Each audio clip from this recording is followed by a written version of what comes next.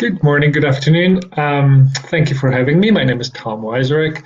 I'm the Managing Director of Product Management at UnaVista, which is the London Stock Exchange's regulatory reporting arm. And I have the pleasure to talk to you today about EMIR Refit, our experience so far and our outlook for the future. Thank you for having me again. And with that, let's jump in. So there's a number of things that I'd like to cover. One is talk a little bit about the scope of the changes in the EMIR, focus specifically and talk about the NFC minus delegation changes, because those are probably the most impactful now. And since they're already live, we have some experience with them already.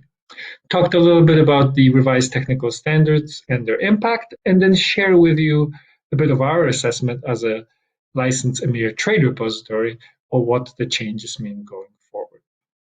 So with that, let's dive into the detail.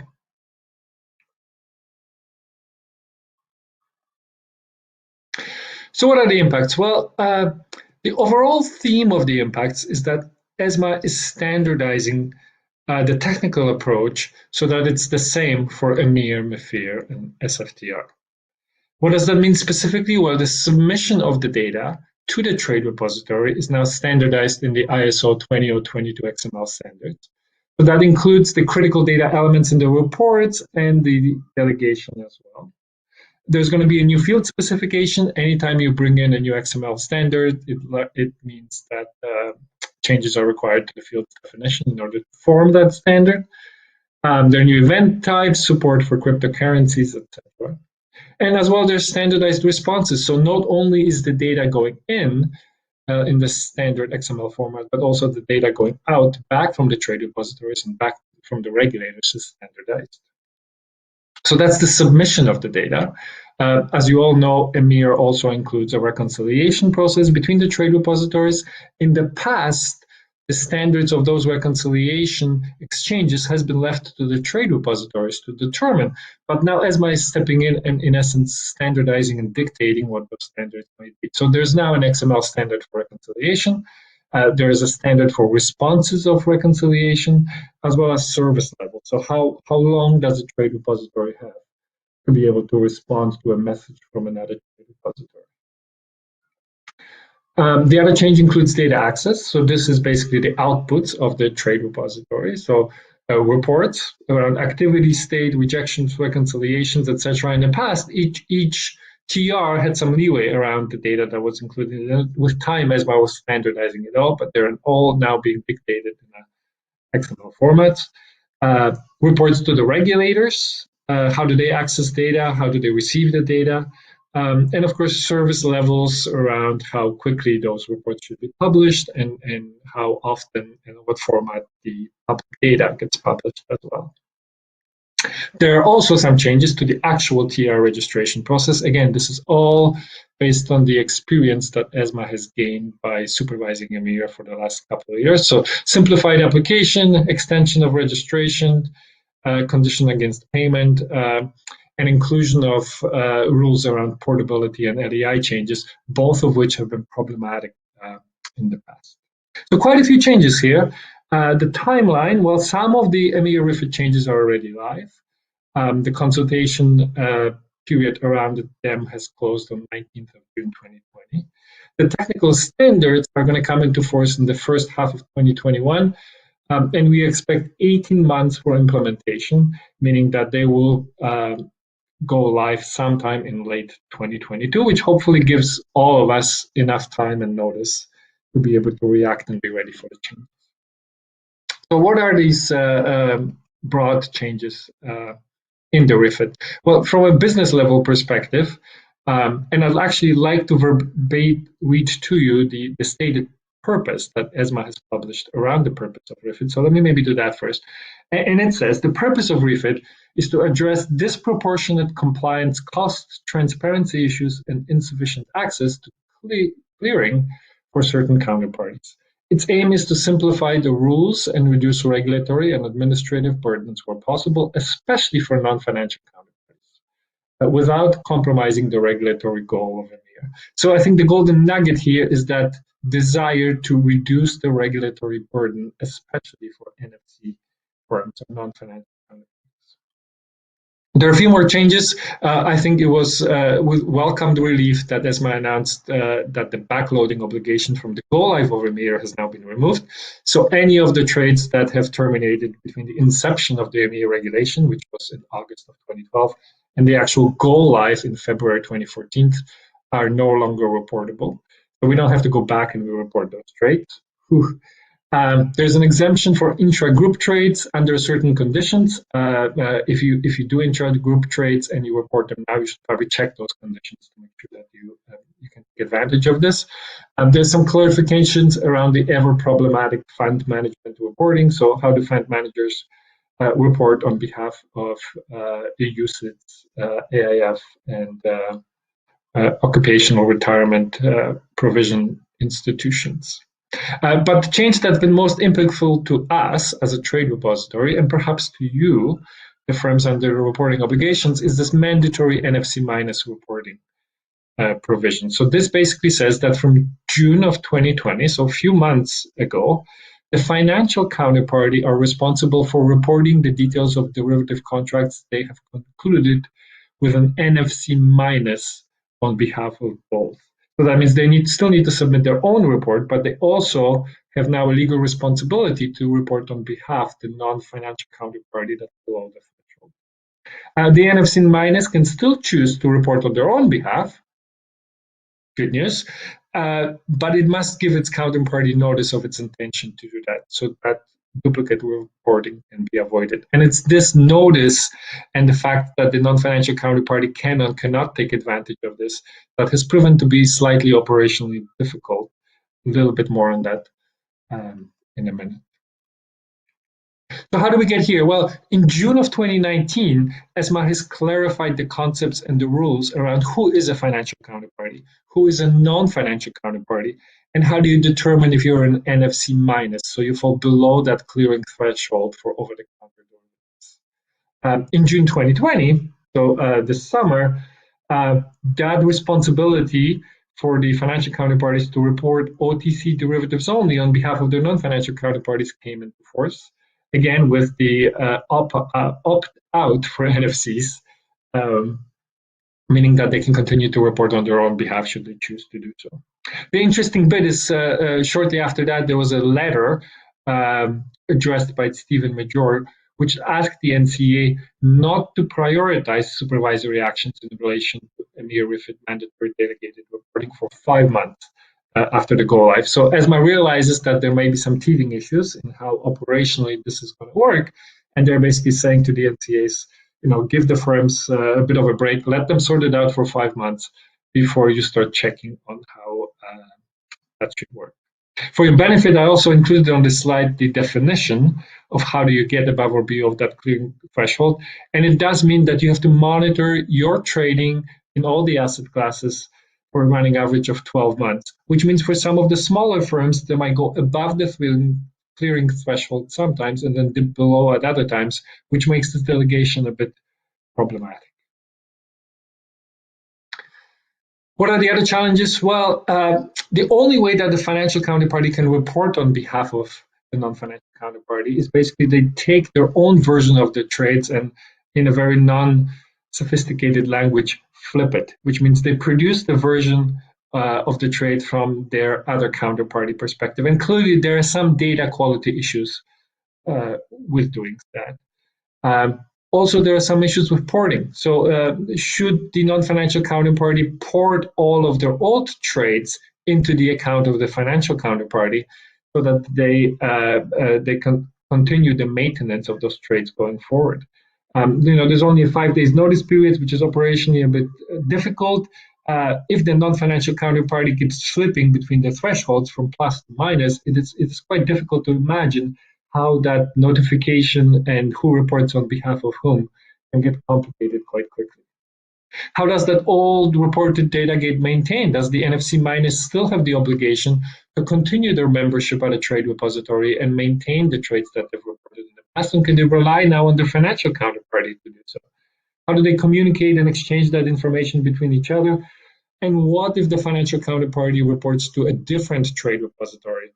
than the NFC currently. It means at that point that the porting requirement needs to be kicked off, which is really designed for one firm switching from a trade repository to another, not in instances that we've seen of hundreds of non-financial counterparties delegated their reporting to the financial counterparty.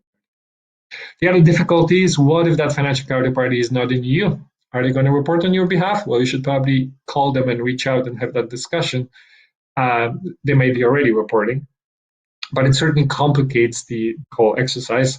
And of course, the elephant in the room is the impact of Brexit. So if either side ends up be on either side of the channel, are they going to provide that service? Do they have the membership in the right trade repository, be it in the UK or be it in EU 27? How is the exchange of data going to work, etc., etc.? Which are all good questions, and I think we and the industry have been kind of struggling through those with some good outcomes. Here's our experience at UnaVista. So we of course have a number of non-financial counterparties that have been using our trade repository prior to this provision going live. About 50% of them continue to delegate reporting as they have done in the past. They've always delegated reporting. This doesn't really impact them. About 25% of our non-financial counterparties report on their own behalf. They're usually, large corporates, who have the know-how and want to own that risk. But about 25% have taken advantage of this provision, with 10% moving to another trade repository, meaning we had to go through a portability exercise, and about 15% simply moving data within our own trade repository to a financial counterparty that already reported to us. So a bit of a mixed picture there, but certainly there's some firms that are taking advantage, and more importantly, there are some financial counterparties that are taking it seriously and have reached out to their corporate clients or corporate counterparties and offered reporting on their behalf. So some good progress there. So in addition to those changes, the revised technical standards are currently under consultation, and there are some significant changes there. So let me walk through some highlights. As I mentioned before, the biggest change probably is the standardization of the ISO 20022 format. It, of course, comes with its own challenges, the first one being industry costs. So majority of EMIR reporting now is done through flat file or CSV file standards.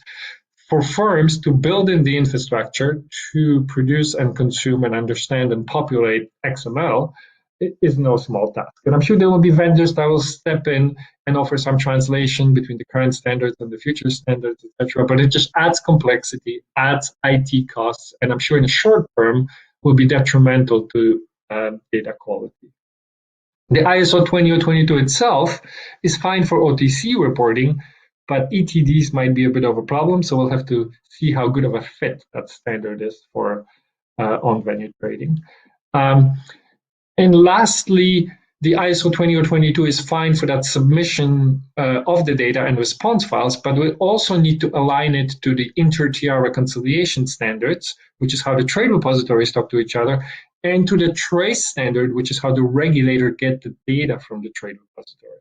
So it doesn't make sense to just standardize one and not really align all three of those so that the data flows seamlessly. So there's still a bit of work there. The other changes and clarifications include the old chestnut around UTI generation and who is responsible for it and what the timing is. This is always an issue and always a reason for low pairing rates. So any of the clarifications are most welcome. As is the continuous alignment to a UPI, the Universal Product Identifier. This is certainly the agenda of IOSCO and other multinational discussions. So this is most welcome. There are changes to the action type and workflow, including a brand new action type of revive, so that you can actually revive or resurrect a UTI. Under the current standard, once a UTI gets terminated, you cannot reuse it. And that is operationally problematic because it doesn't quite match how things actually happen in the industry. So this is another welcome change. There is a slew of validation changes, some caused by the XML standards, some caused by ESMA just learning and getting feedback from the industry. And lastly, there is a definite push to shift the data quality and make it a responsibility of the trade repositories. And this is always a point of discussion between us, the trade repositories, because the EMIR spirit is always that the NCAs have the mandate to ensure data quality, and we produce all of those rejection reports and reconciliation reports and provide them to the NCAs with the hope that they have the stick, and they're gonna go and talk to the counterparties to make sure the data quality goes up. There's some things that the trade repositories can clearly do. We can run statistical models to recognize outliers, etc., etc. But in the end, really, we need the NCAs to also do their job and lean on the firms a little bit to ensure that the data quality. And the last bit that I'll say about the technical standards is that the current proposal means that any outstanding derivatives on the day of all of this going live are going to be re-reported under the new standards. And this is always a bit of a problem. Finding the data for some OTC derivative that got booked years ago and it's still outstanding today might be problematic. It's always easier to just start reporting from a particular day forward, because you can put in all the systems and the system capture that data. Going back retroactively and populating all of those data elements can always be a bit of an issue. All in all, though, I think everybody is quite happy with the changes, and they all certainly make sense. However, it's no secret that the industry feels that some things were missed.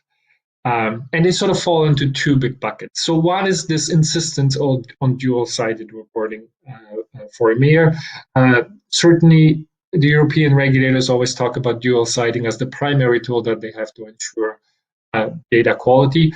Other regulations in US, for example, don't share that view, and this is always problematic to the firms that have obligations on both sides of the Atlantic. So, it seems like we're stuck with dual reporting. It is what it is. But the other thing that they also could have done is be a little bit clearer around, if there are breaks in the reconciliation process, who is responsible for fixing those breaks, and perhaps disseminating revised information to both counterparties so that records can be updated. A more prescriptive process around that, I think, would be welcome. The other bucket needs to do with ETDs. Again, I think on EMIR Go Live, the industry was surprised that ETDs were reported or were included in the scope. I think so are the regulators, to be honest. So we're always hoping for the possibility that at some point the reporting of ETDs is going to be sunset, and perhaps the obligation to report ETDs are transferred to CCPs who clear those trades anyway and have to report anyway. Is there really a value on the market side of reporting the same transaction? I guess the jury is still out. And then the other bit about ETDs is currently we're reporting them trade by trade, but the real value, EMIR is all about systemic risk, would be to report end-of-day positions. Market surveillance is already covered by MiFIR. All those derivatives transactions are reported under MiFIR. The trade lifecycle and collateral is probably best reported in an end-of-day report, so you get the end state of everything that has happened. And most ETDs are compressed into the end-of-day position anyway, which is the true measure of systemic risk. So would not an end-of-day position be sufficient to report? All of those, I think, are valid points. I think the regulators had their own valid reasons why they shied away from making big sweeping changes, such as those. Perhaps Refit number 2 or EMIR 3, we will get to see some of those changes come forward.